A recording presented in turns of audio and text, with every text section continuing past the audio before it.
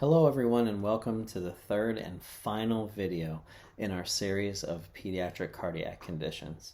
In this video, we're going to talk about congenital heart disease. Now it's important to know that we're not going to be talking about every single possible defect. However, we are going to focus on some of the common traits of defects as well as some of the most common ones that you should know. It's important to remember that there are certain circulatory changes that happen after birth. For example, in utero, you have what's called the PDA, and we'll be talking about this here later. In utero, this just lets you bypass the lung circulation. However, after you're born and some of the resistances change, this can cause problems. And you can see the PDA here. It's a connection between the aorta and the pulmonary artery.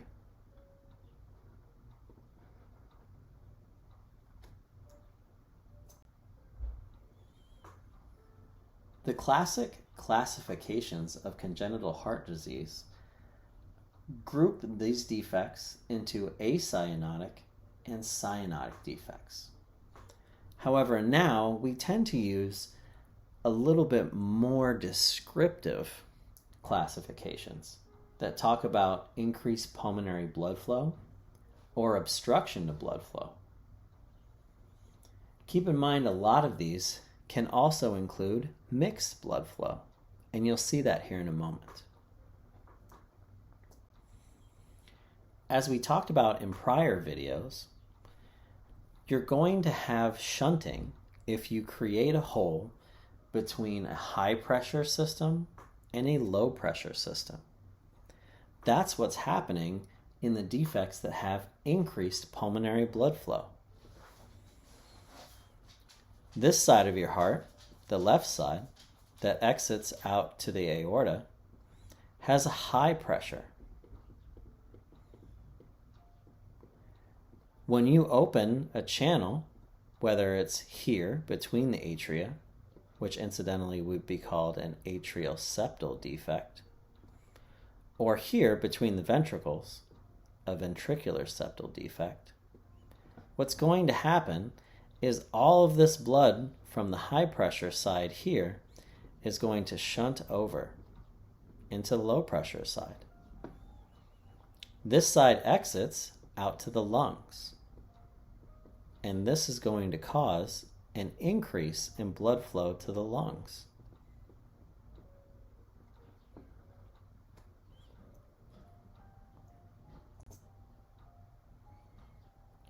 There's also obstructive defects. Now, it's important to know that the obstruction doesn't just happen when exiting the lungs, as you can see here, which this is a great example of pulmonic stenosis. These obstructions can happen anywhere, and we'll talk a little bit about them later in the presentation. However, just keep in mind that as more blood flow is backing up, you're going to get signs on this side behind the obstruction.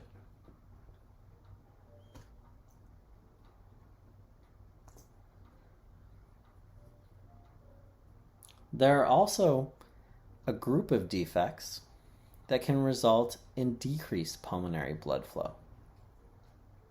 Some of the examples of this include TETRALOGY of FALLOT, where blood can't get out into the lungs. And so what we end up seeing is more blood being sent out to the body. And because it hasn't gotten to the lungs yet, this blood tends to be deoxygenated. And that's why it's a cyanotic defect. Please excuse my writing. I'm doing the best I can.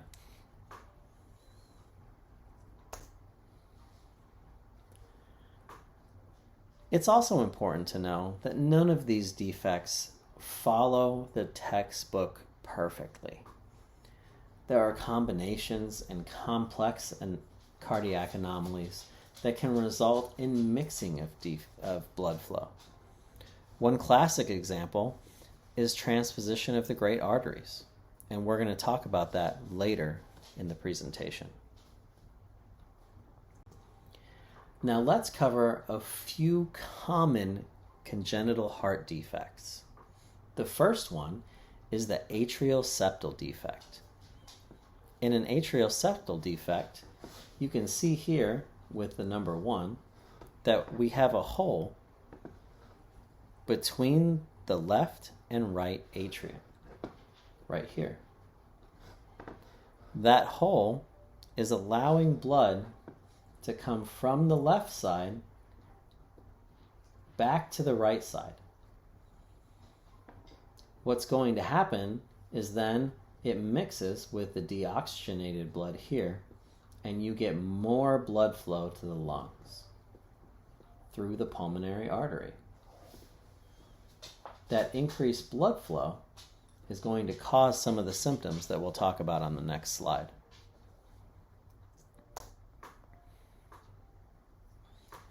Like we said, this causes an increased flow to the right side of the heart.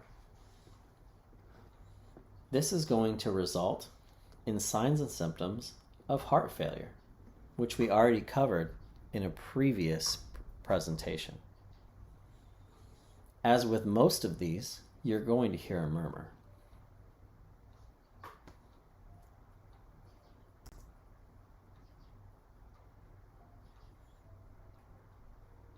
For moderate to large defects, we can go into the heart and sew a patch to close the defect.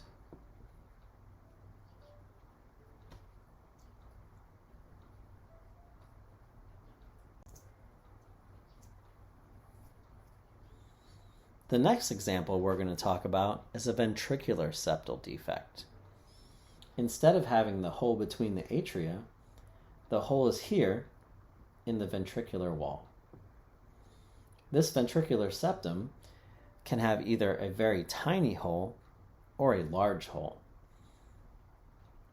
And the degree of signs and symptoms that you see would be based on the size. Again, you're going to get blood flow from this high pressure area back into the low pressure side of the heart, which would then result in increased flow to your lungs.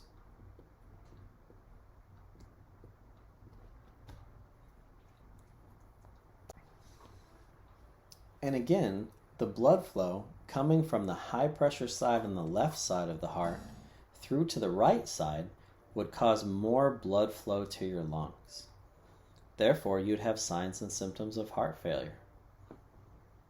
We also treat these before they're patched, similarly to heart failure treatment that we talked about in the previous presentation.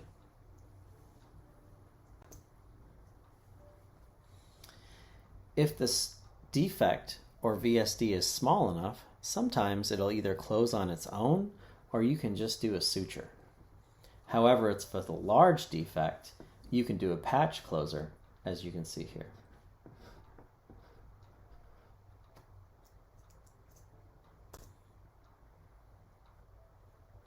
When we started this presentation, we talked about the PDA, or patent ductus arteriosus. You needed this in utero because we didn't care if you had blood flow to your lungs. However, now that you're born, what can happen is, again, you have this high pressure side going out from your aorta. But there's an opening into your pulmonary arteries. Therefore, blood is going to come back into your pulmonary arteries and cause increased blood flow to your lungs.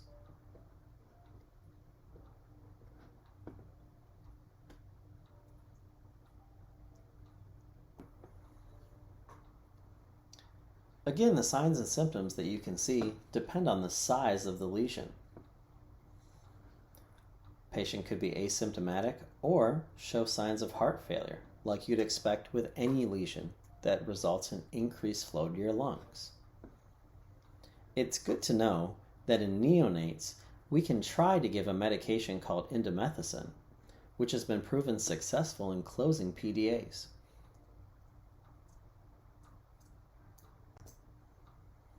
if you have a large enough PDA, or if your indomethacin doesn't work, we can also go in and perform a PDA ligation. This can be accomplished with a suture or even a clamp.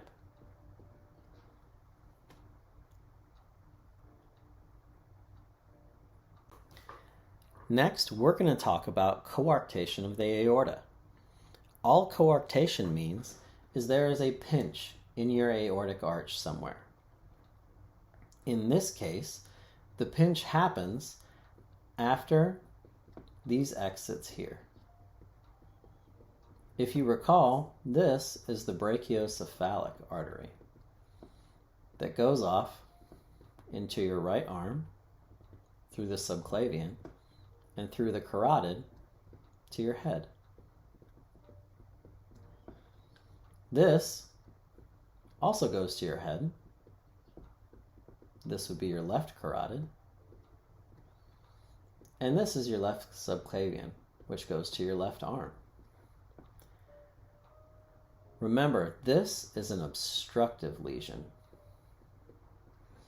which means that blood isn't getting past this. So if you're not getting blood past this obstruction here, down here in your feet, you would have decreased pulses. You'd also have decreased blood pressure and maybe even pallor. But remember, when we first started talking about obstructions, we said that the pressure is going to increase as everything is building up here. So what you can see up here is headaches, hypertension in the blood pressures that you can take before the obstruction,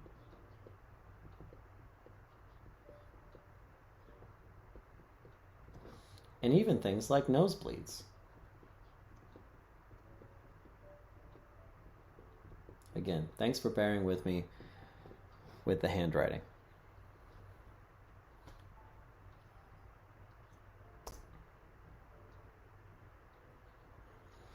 This is one of those situations where you would want to make sure that you took and compared 4 extremity blood pressures in a cardiac patient. If there is a high enough degree of obstruction, we may also see signs of heart failure.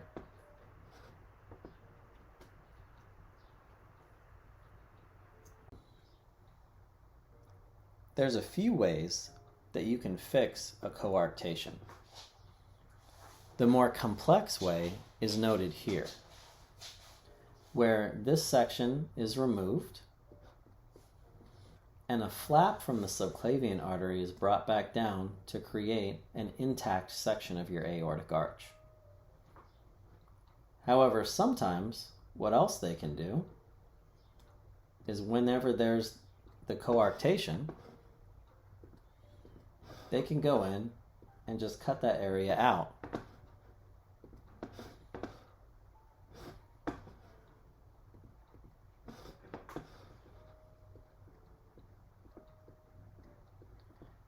And then sew the 2 areas back together.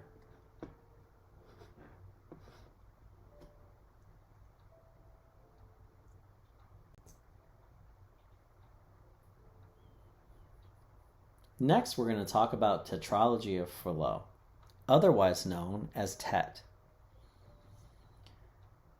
This is a classic heart defect that consists of 4 defects combined. The main one that causes the problem is that you can see here in your pulmonary artery, the exit is stenosed. So because you have this narrowing and obstruction here, this side of the heart is working really hard to try to push through. And because it can't, the muscle tends to get really big, just like you were going to the gym. So number 1 was the obstruction. Number 2 was just the increased muscle because of pumping against an obstruction. Now you'll notice here that you also have an overriding aorta that sits right here by the last one, a VSD. This exists because this pressure needs to go somewhere. And what happens is it comes here, mixes with blood from this side, and then goes out to the body.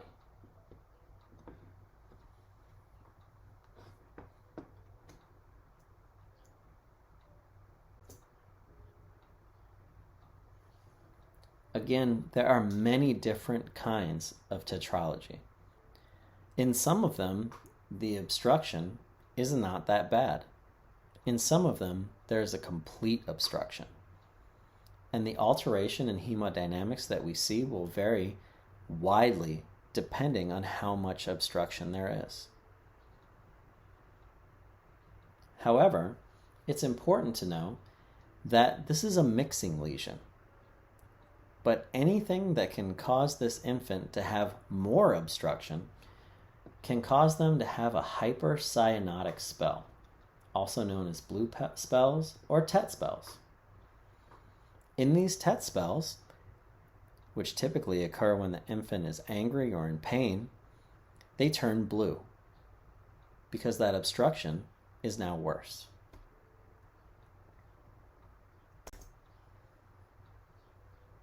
The treatment of these TET spells is, in essence, trying to force more blood past that obstruction and into the lungs. The easiest way to do that is to put the infant's knees to their chest, which you can see here. This pushes the blood back against the heart, making it more likely that the blood will pump through that obstruction and into the lungs.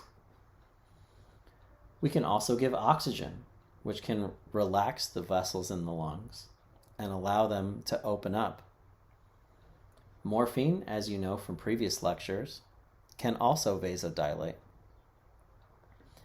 And it's important because we're trying to keep that obstruction open to make sure that these TET kids are adequately hydrated. If they're dehydrated, you can understand that there would be less pressure inside that obstruction, keeping it open. The less pressure that you have inside the blood vessel, the more likely it would be to collapse, turning the infant blue.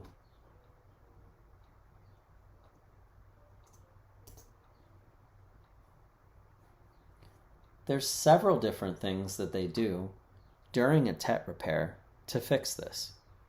The first one is basically just removing the obstruction, as you can see here. There's not a totally normal outflow tract, but it's more open than it was before. Then they patch close the VSD, as we saw from before. And they also can create a patch on the top of the heart, which again will just lead to more room for blood to go through here, which was our initial problem.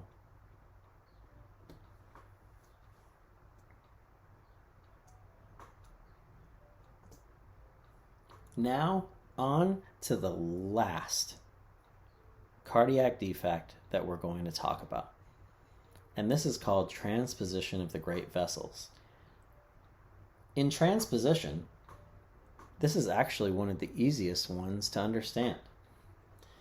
Your aorta, which is here, which should come off of your left ventricle, is just transposed with your pulmonary artery. So it's attached here instead, and your pulmonary artery is attached here instead. It's basically like these two things were hoses, and somebody took them off and switched them. Unfortunately, what this means is all of the deoxygenated blood that comes back to your heart gets pumped through your heart and back out to your body.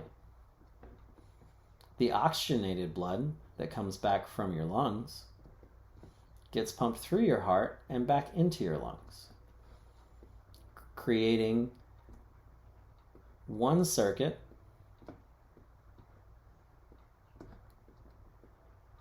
on the right side for your body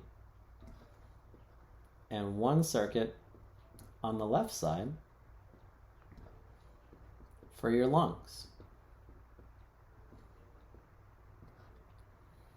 If these two circuits don't have a connection somehow, the patient will die. Thankfully, like we learned from before, you're born with this PDA, which right now is allowing some of this blood to mix.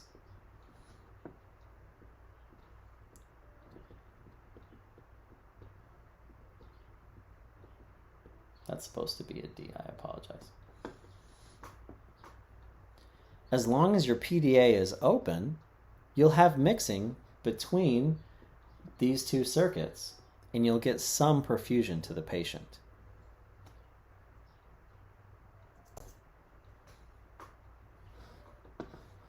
And again, this is what this slide is saying. There's no communication between these two circuits for the body and for the lungs. If you don't have a PDA that's open or that's big enough, sometimes we'll go in and create a hole between the two atrium. What that creates is an atrial septal defect, which then allows you another connection between these two circuits.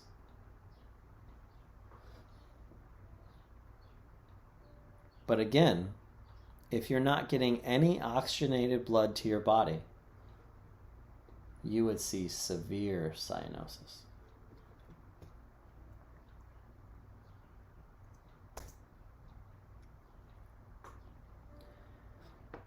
The opposite of indomethacin is prostaglandin.